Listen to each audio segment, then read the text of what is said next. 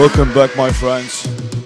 Before we move on to our next speaker, I would like to just remind you that we would really appreciate your feedback, for which we will wait if you would rate every lecture that you attend to. So use our mobile app, Digital Dragons 2018. We would really appreciate that.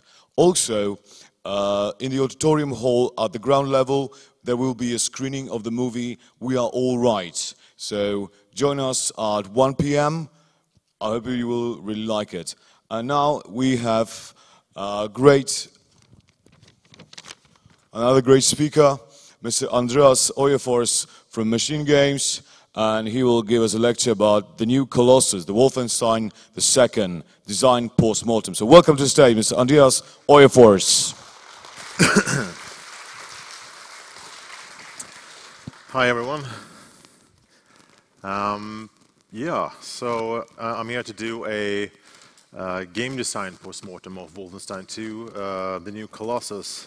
And before I start doing that, I want to say that this is through my lens. If you ask someone else from MachineGames to come here and talk about the game, you might get a very different talk. So this is what I think is important about the game.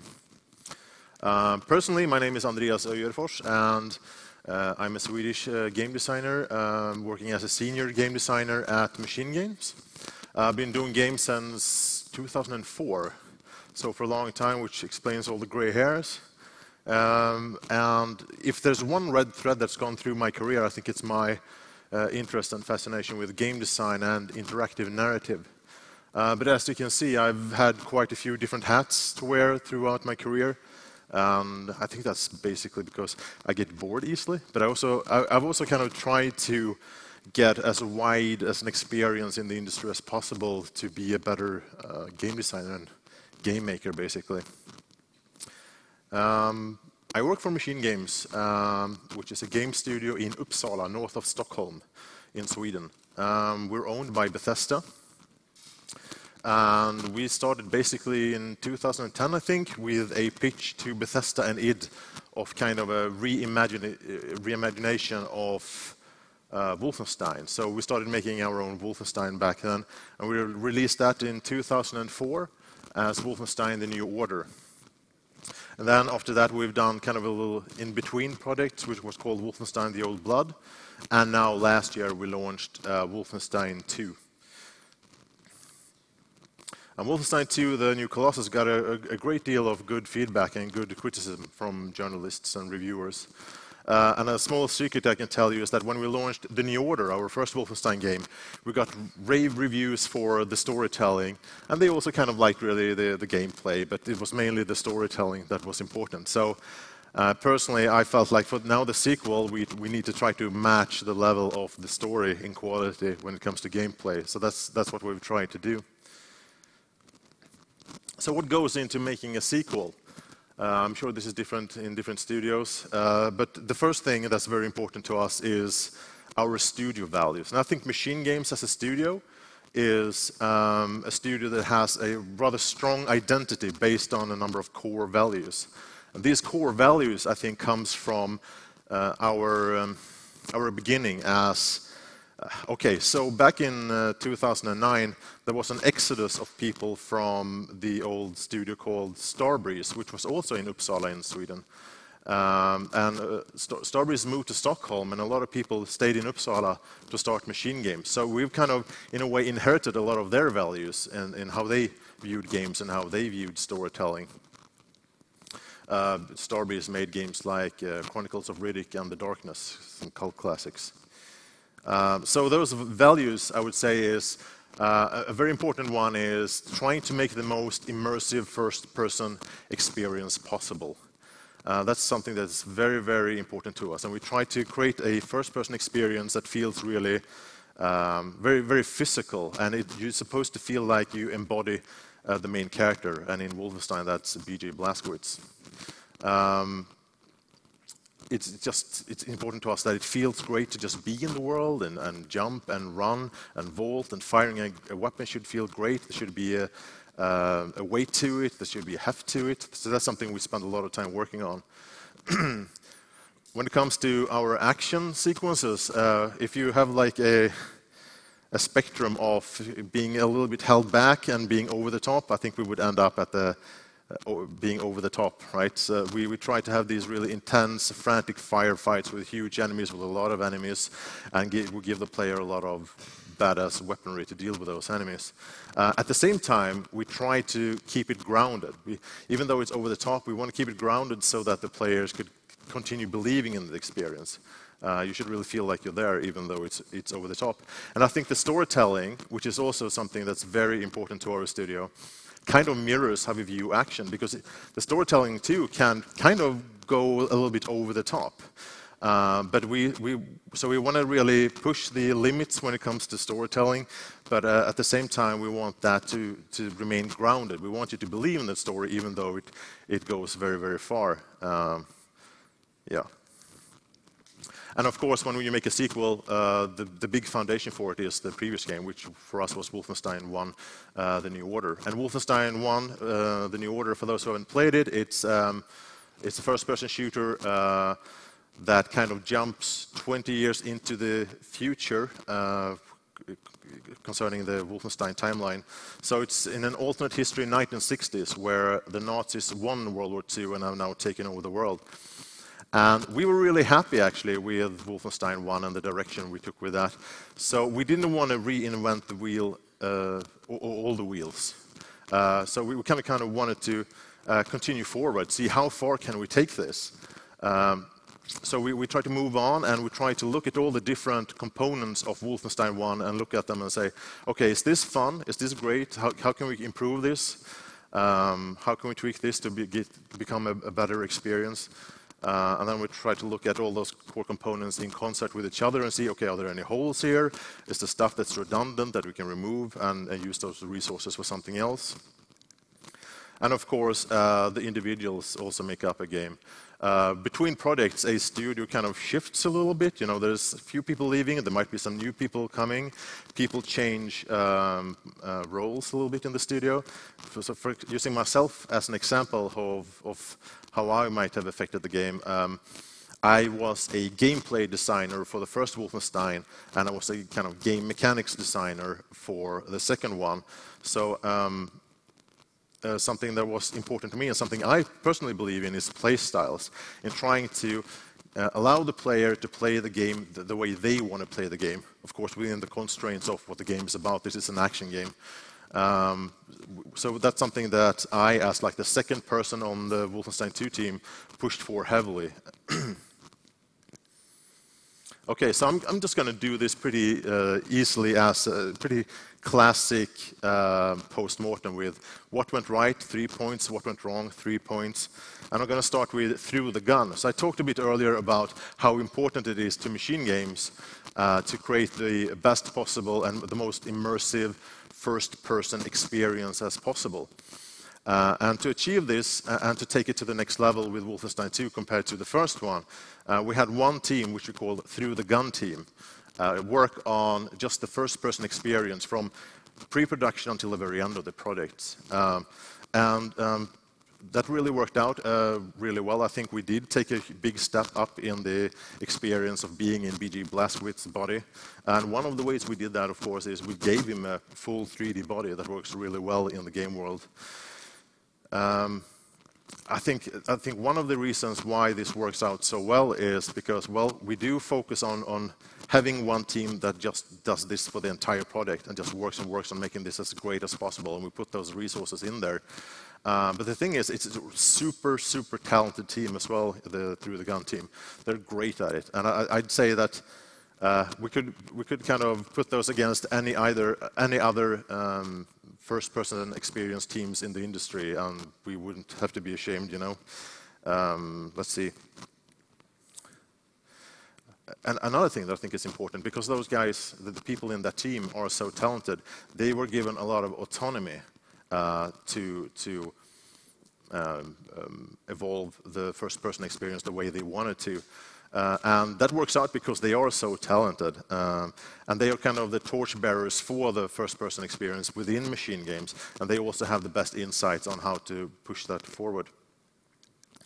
A second thing that I think went right is the enemy design.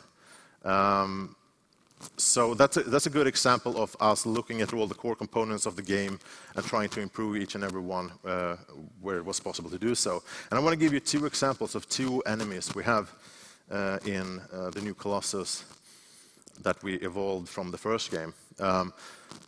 So a very important enemy in the Wolfenstein series is the Super Soldier. And the Super Soldier is this heavy, slow, lumbering enemy that can take a lot of damage, but it can also deal a lot of damage. And we had him in the New Order, but there were some problems with it. He wasn't that much fun to fight. It was cool, and you really felt how big and dangerous it was, but he wasn't very interesting because he didn't really have any proper gameplay patterns to identify and react to as a player. All he kind of did was move slowly towards you while shooting. So you didn't, as a player, have any way to be really clever about how to defeat him. Most players just picked up the biggest weapon they had and just shot at the Super Soldier until he was dead, in trying to just take as little damage as possible. Just make it as quick as possible and don't be clever about it, just kill him. Another problem we had was that he had weak points, but those weren't really properly communicated to the player. So I'd say that even to this day, I would say that the majority of MachineGames have no idea that the Super Soldier of the New Order has weak points. So what did we do for the Super Soldier for the new Colossus? The first thing we did was a really simple thing that really changed everything about him. He can thrust towards the player now. If all the criteria are met and he's far away from the player, he will be able to activate a thrust forward, just like a jetpack on his back, so he can just swoosh up to the player. So imagine him being armed with shotguns and being pretty useless from a long range, but now he has this thrust forward attack, and he can quickly get in front of you. And now it's up to you very quickly to dodge away like a matador, just getting out of the way and getting out of his sight. And I think we managed to combine kind of the heaviness and the slowness with him, together with the fact that he can now sometimes just thrust forward towards you. Another thing we did was we gave him a destructible backpack, and that's basically the jetpack that will allow him to move forward. This is a weak point. You can shoot at and destroy the backpack, and that will either damage or kill the Super Soldier. So that's also an attempt at communicating a weak point. And we communicate that by having this huge thing attached to him. And it's also interactive. You can see that there's fire coming out of it when it's thrusting and so forth. So while it's better communicated than what we did in the new Order, I think we probably could still have done a better job at communicating that it's a weak point through some color scheme. But that's for a future game, I guess. So this was the first guy we actually started prototyping, started working on in pre-production. And we did a lot of prototyping until we felt that, you know, this works, this is fun.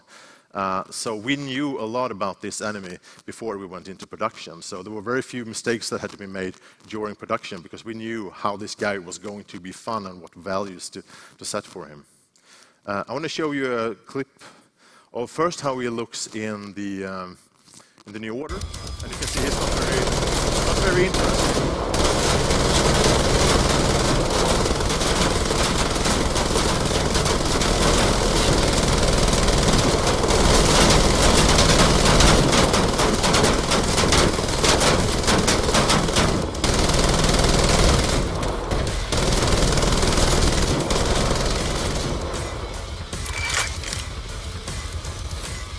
So basically, what you had to do was just deal as much damage to him as fast as you can. So not very tactically interesting. So we started prototyping him. And this is basically reusing a soldier enemy type from Wolfenstein the Old Blood. So from a distance there, it's not very dangerous at all. But then he has this thrust forward attack, and it gets close to you all of a sudden, and I know, it looks awesome. And then you're dead, right? Another thing we tried out with this guy was, you can see, he has like 3 small balls above his shoulder, and those were trying to signify or communicate that he has a cooldown, how often he can use his thrust forward attack. It ended up not being used in the game though, because our environments, our levels are so geometrically complex that he was often hindered to use the thrust forward, so we didn't really need a cooldown, so we just never implemented that in production.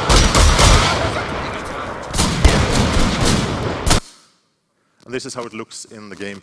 Sorry about the potato quality, it's ripped from YouTube at 720p.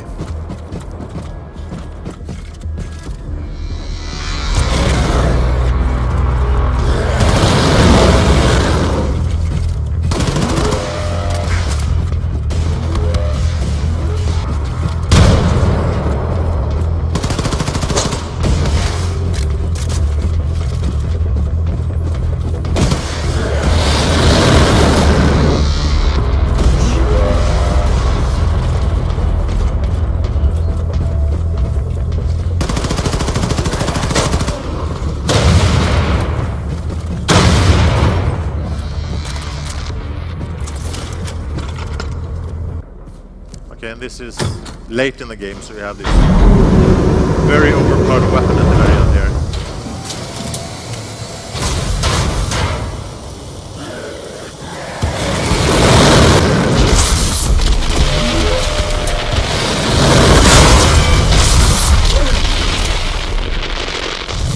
Okay, and I think that made him a much more interesting and dynamic enemy, while still keeping the sense of him being slow and very, very dangerous.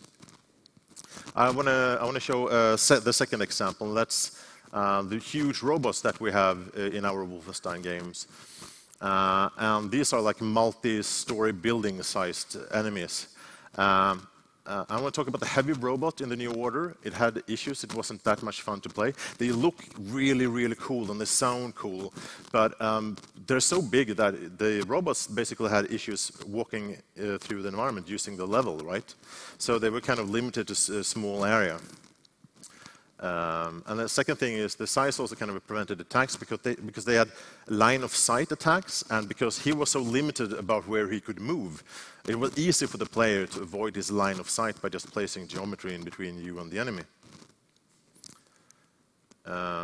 And again, he didn't really have any interesting behavioral patterns for the player to be clever about.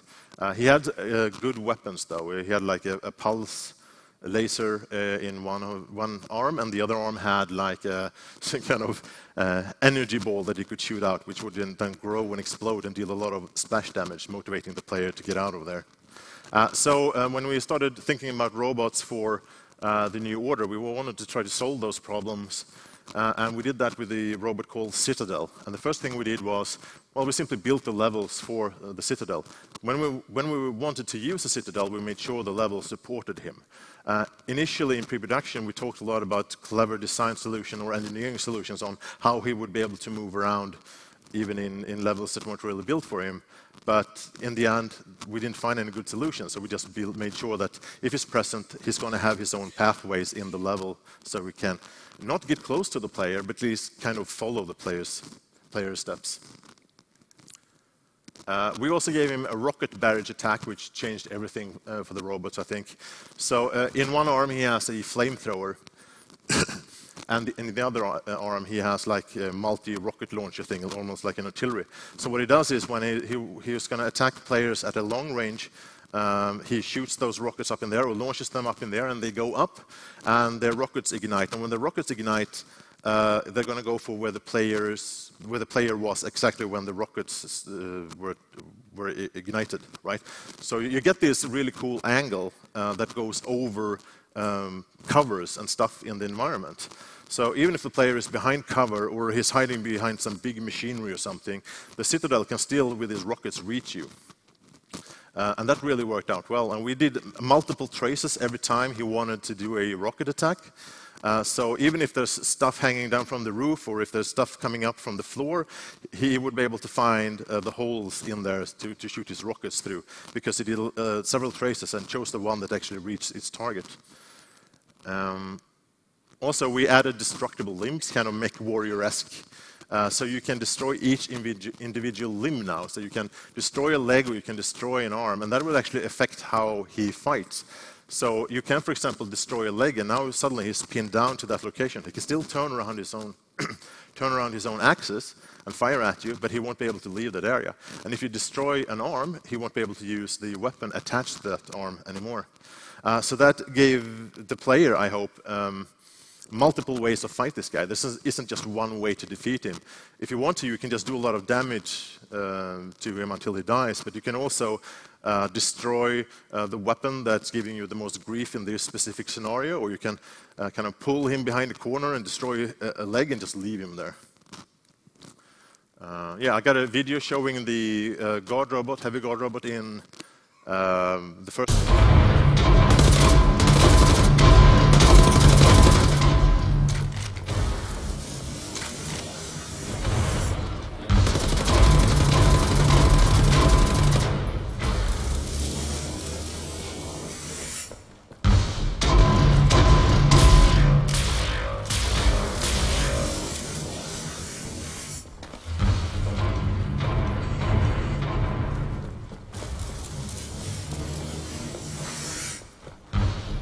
So it's not terribly interesting to fight. He can't really do much. It's very easy for the player. Once you figure out how it works, it's super easy to exploit him. So what was meant to be a really dangerous and powerful enemy becomes pretty meh. Even though it looks and sounds really cool.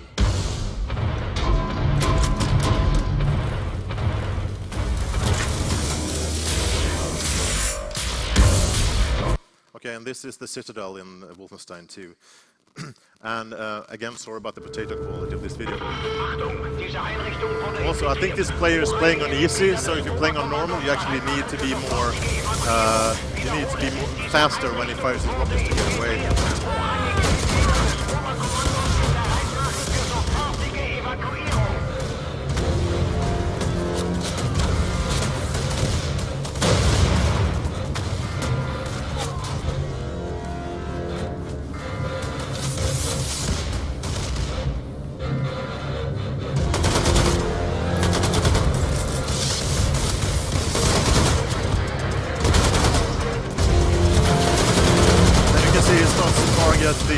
The arm that holds the rocket now. He don't want to destroy that, so he won't deal having to deal with the rocket.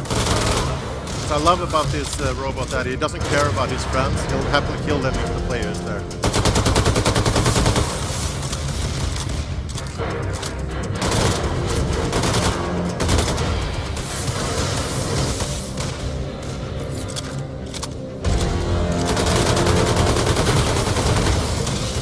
Next time you see the robot, you'll notice that the arm is actually on fire and there's electrical sparks and stuff going on, which indicates that the arm is badly damaged.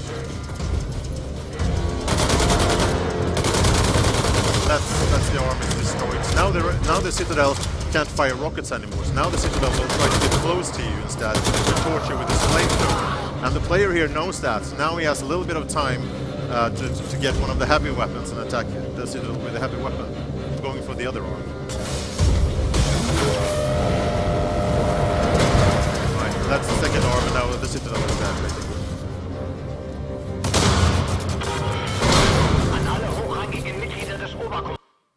Okay. The third thing that went right is, I think, the play styles. And I talked about this a little bit earlier, and the idea is that we should allow the player to play the game the way they want to play it. And we did this by defining 3 different play styles in the game that we feel are part of the Wolfenstein experience. And to some degree, this was actually in our first Wolfenstein game, but it was kind of dictated when you were supposed to play, stealth. This is the stealth section. This section is better to play mayhem. This section is better to play tactical. So what we wanted to do was to take those aspects of the game and make sure the player could play any way he wants at any time. So mayhem is basically going in, guns blazing, dual wielding, doing a lot of damage, moving around quickly. Tactical is a more measured approach where you target weak points on the enemies, or shoot at armor plates and stuff. And stealth is stealth, but it's Wolfenstein stealth, so it means that it's not about avoiding the enemy, it's about killing the enemy without the enemy ever realizing you were there.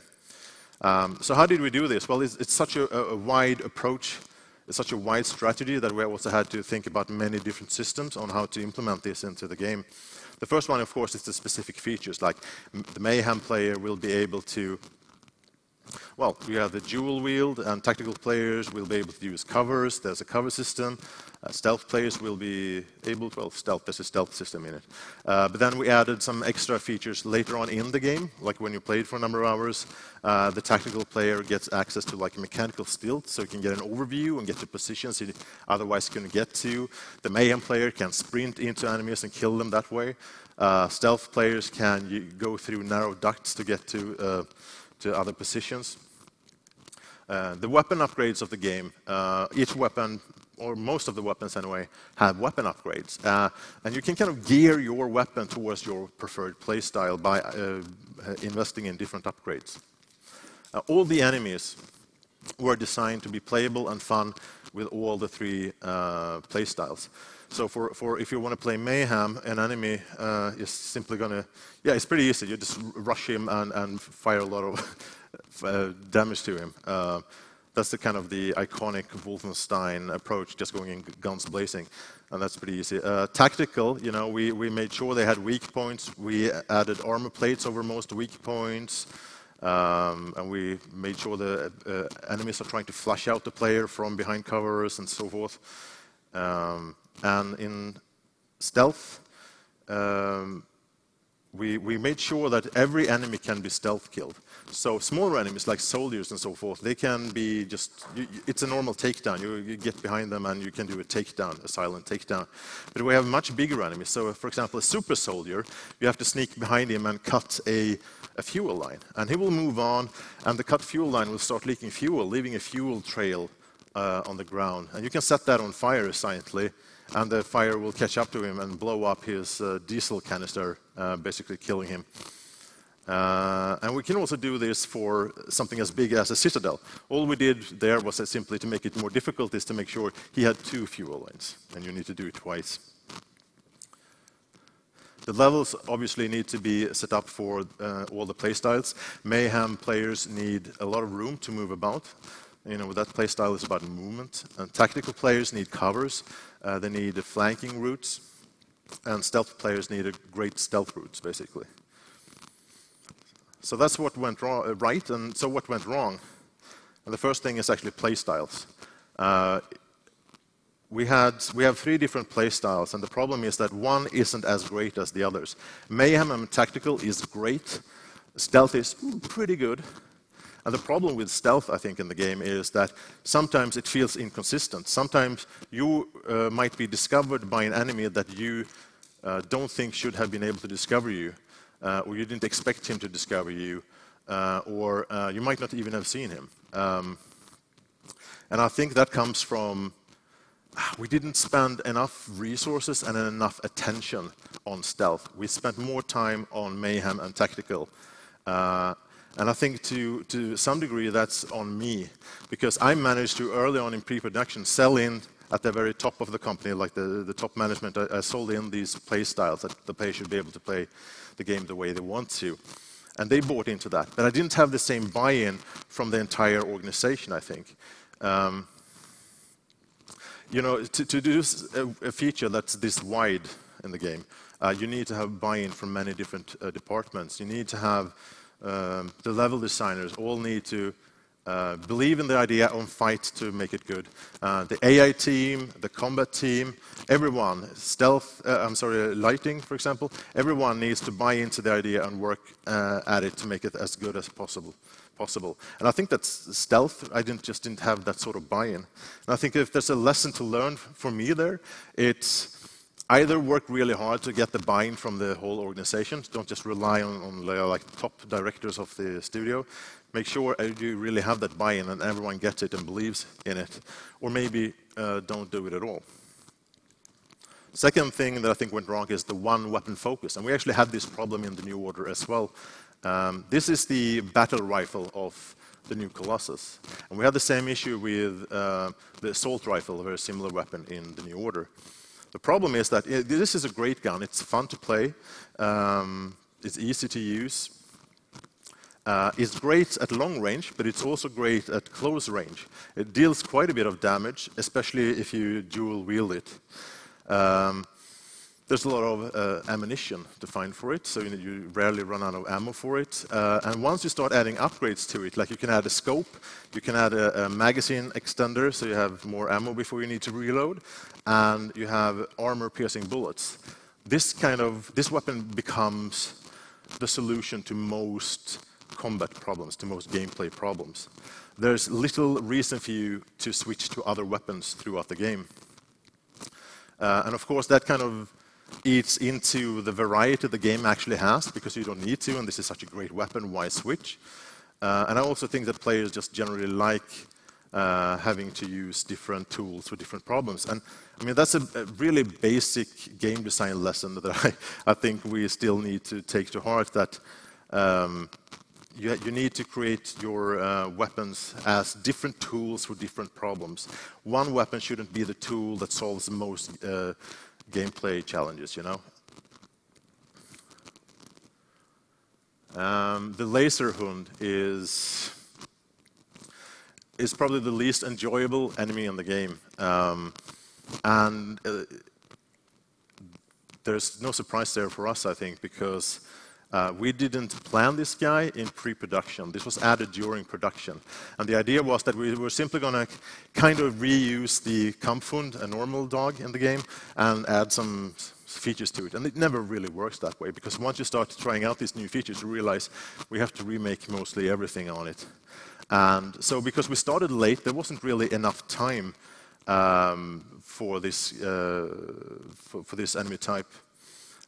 We needed more time to just iterate and iterate, like you always have to do to make something great. We wanted to iterate on this guy, but there wasn't enough time for him. So I think maybe the lesson there for us is, if you're not sure you will have the time to actually iterate and make something great, maybe cut it and use the time you have now to polish the other enemy types or other features. All right. Yeah, that's how it looks, by the way, in the new Colossus. We like our robot dogs. All right, that's what I have. So we have some job openings, so please check out MachineGames.com and come work with us. We need you, so come and work with us. And that's it. Thank you. Thank you very much.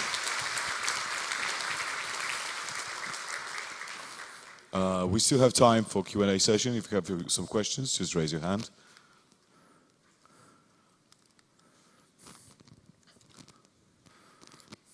Yeah, one over there.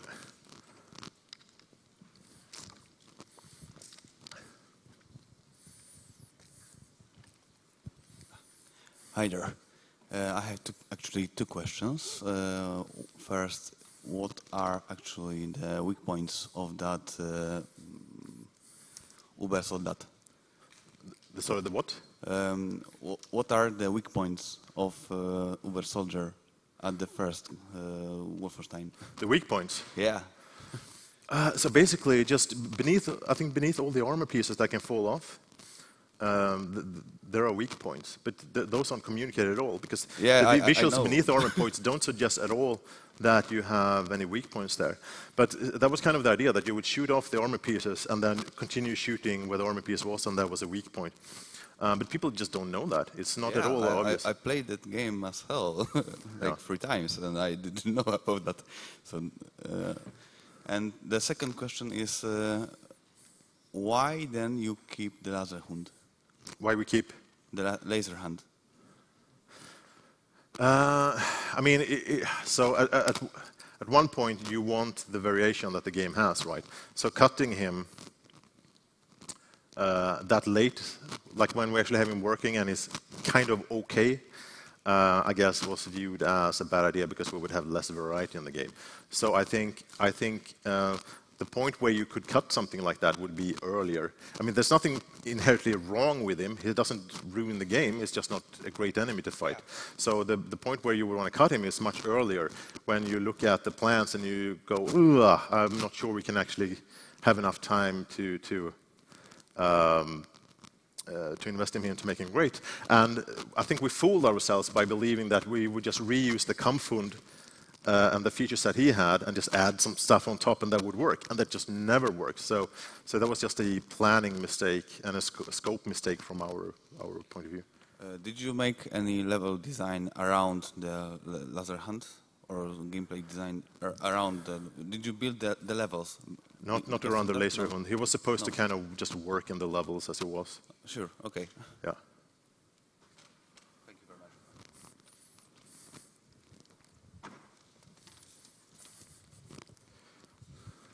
You mentioned you made improvements from Order to Colossus, like around based on lessons, but on the super soldiers and the huge robot fight. Were there any lessons or improvements that you brought on while looking at the London Monitor battle? Oh, well, we didn't really have an enemy like that. The London Monitor battle in the New Order was something we were never really happy with. We experimented a lot on that, but having such a huge enemy, now this is like Empire State Building sized enemy, and having such a big enemy and make fun gameplay around that and fun dynamics for the player, it's just very difficult. So I think we kind of just stayed away from doing that sort of enemy this time around.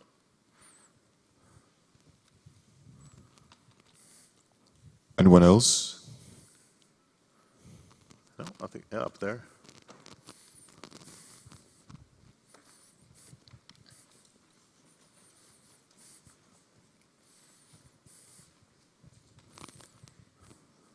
Now when you know the disadvantages of the stealth mode, what would you change to make it fun, to make it more competitive and more engaging? Oh, like what would we do for the next game if we would do a sequel? Well, I can't tell you that. That's something we say for if we would do that. That would be something we say for E3 a few years into the future, right? I think. Oh, what would we do? I think that if we would make something like that, I think we would actually kind of start to play around a little bit with the direction. Not because it's necessary, but because I think we would like to do some things different. Because, you know, this is now our third Wolfenstein game. And if we would continue down that route, I think we would want to play with the format a bit and do something that would interest us. I mean, and that's the great thing about working with Bethesda as well. It's not cynical in that, you know, we have to just make the most commercially viable product. Bethesda believes in, if you make a great game, it will sell, and we believe in that. We're in this. I mean, we don't get rich from making games, so we do it because we really want to.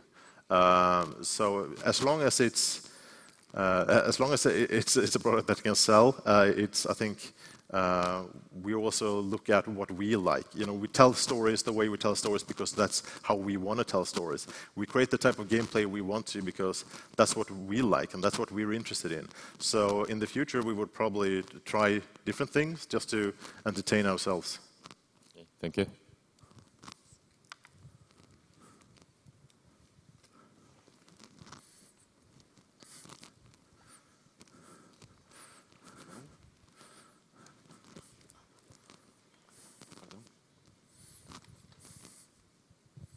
Hi.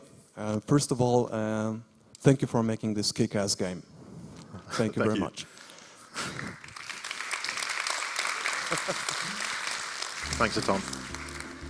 I got a question because you mentioned that you had 3 different types of approach: the stealth, the tactical, and mayhem. Yeah. When I was playing the game, I of course had these options, like in my head only the stealth and the mayhem. So can you tell me what was behind the tactical issue? Because when I triggered the alarm and I was, you know, going Rambo on everyone in the level, I didn't thought about making it tactical at all. I was just guns blazing, killing them all as soon as possible, using everything at my disposal. Right. I think maybe we could do a better job at communicating to the player that you have all these options available to you. But I guess what we're hoping to do is to create the gameplay opportunities for, you know, you probably like playing Mayhem. That's how you want to play Wolfenstein, I would just guess.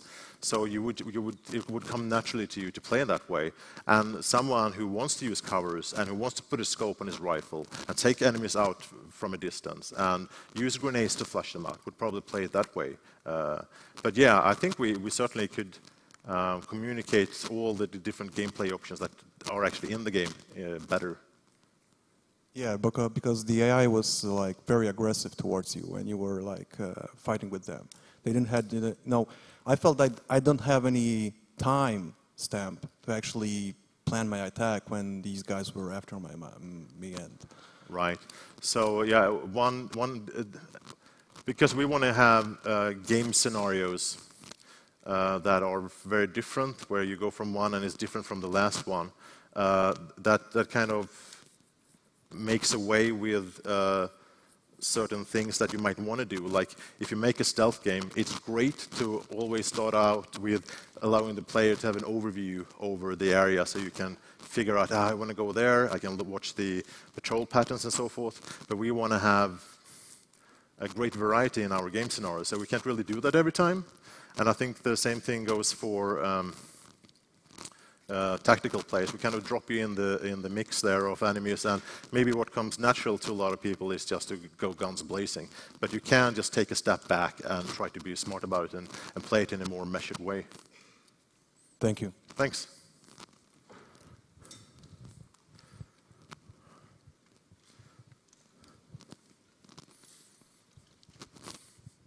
Hi, I wanted to ask you about the one-gun problem. Do you have a solution for it? Like, do you know how you would approach it in the next Wolfenstein game? Which of the problems? That's the battle rifle is the most universal and the you know, best I actually weapon. think that's the I think that's the easiest one to solve, actually, because and I think this is basic game design that we really should do better at, and that's just make sure that each weapon is its own tool that works well in some situation against some challenges and not in others. A simple example is a shotgun should be great when you're close up to the enemy, close range, and should be pretty useless on a longer distance. And a battle rifle maybe should be great at long range, while like an SMG should be a great fast but inaccurate weapon that you use close up as well. Like you make sure that the weapons work in specific situations and to motivate players to switch between them. Thanks. Okay.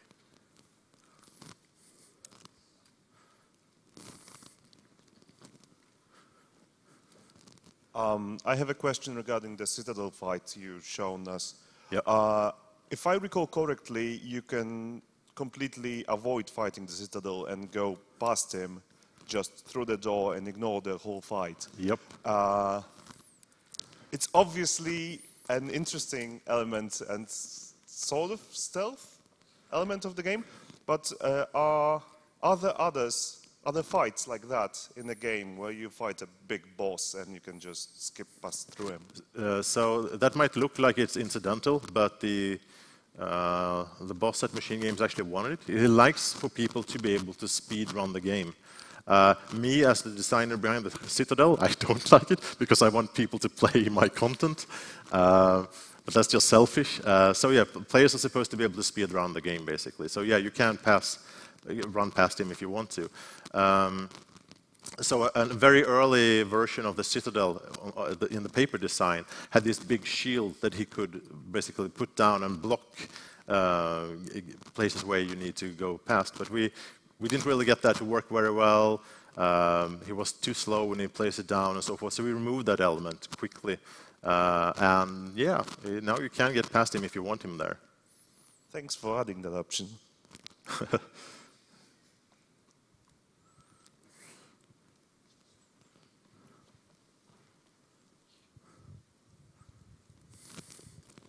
Hello.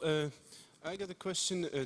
Did you think of designing levels around to favor one of these playstyles? You know, or you were going for the perfect balance between them? Yeah, we tried to go for a balance there. We did that with the new order. And you know, that works really well as well to do it that way. It's just that we pushed for allowing that choice to be up to the player. And of course, that also that makes it a lot harder to make a level or to make an enemy and make a weapon. When you're always supposed to be able to stealth, or you're always able to just go in guns blazing, or use covers. You know, that complicates things quite a bit. It's much easier to just say, you know, this area is stealth. You need to stealth here. Yeah, but it's not like it is made for stealth only, but in a way that stealth might be a bit more appropriate for this area. But if you want to go mayhem or other playstyle, go for it. Yeah, I'm not sure I understand the distinction there. Isn't that what we did? Or maybe I misheard you? No, I mean that that one playstyle maybe is easier, but if you want some challenge, you can go for other. Yeah. There was one of the fundamentals of the game that we wanted to leave that choice in the player's hand. And if one area is slightly better for stealth or slightly better for mayhem,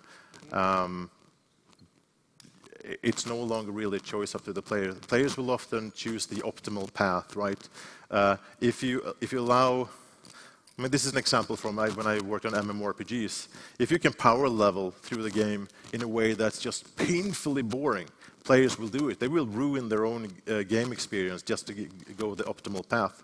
So as soon as you make one thing a little bit better than the other, most players, or at least a lot of players, will choose the better one, right? So it's a question of trying to find that balance where we leave it up to the player. And that's really difficult. Yeah, yeah. Okay, thanks.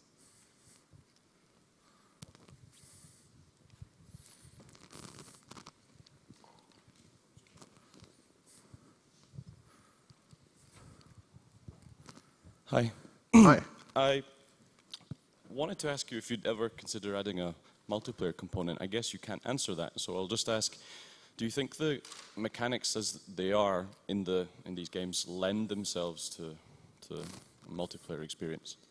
Our approach at MachineGames is to try to do one thing and do it really well. So for the Wolfenstein games we've made, we've chosen not to add a multiplayer component because that would dilute the single-player experience. We're trying not to become this huge, enormous studio. We want to stay kind of mid-size. So we want to be able to stay kind of mid-size and be kind of agile and focus on one kind of game experience. So if we would ever do something that is multiplayer, we would probably focus fully on multiplayer. And it's a good question, would our gameplay work well in multiplayer? Yeah, I'm sure it would be. You would have to really consider a lot of things. But it's to a large degree a balance issue, I think, yeah. Yeah, it's kind of like Wolfenstein's an interesting game in the sense that it stands out as quite unusual because you did focus just on this like single-player experience rather than adding a ton of other things into it and going super wide. So, yeah, it's an incredible game, so thanks. Thank you very much.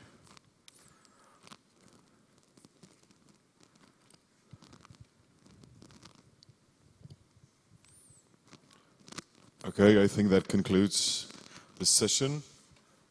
So thank you very much, Mr. Andreas Öjerfors. Thank you.